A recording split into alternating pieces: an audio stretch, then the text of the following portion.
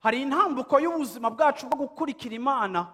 Iyo Imana uyikurikira iriko iravugana na wewe, igihe cyose Imana ihamagaye umuntu, yarabwiye Abrahamu ngo nzokwereka igihugu, nzokwereka igihugu, nzokwereka igihugu ciza. Nubwo Imana yagerageje kugisobanura no kukidekriva, Abrahamu ntiyashobora kukivisualiza kuko ntiyari bwakibone. Igihe Imana yahamagara Mose ikamubwira ngo batware mu gihugu ciza gitemba amata n'ubuki, Imana yarakivuze mu ijwi ryayo, ariko Mose ntiyarazi ico gihugu. Intambwe yo gukurikira Imana ikiriko iravugana n'umutima wawe, ukayikurikira ariko ukagirisha akajya kubona ivyo iriko irakubarira.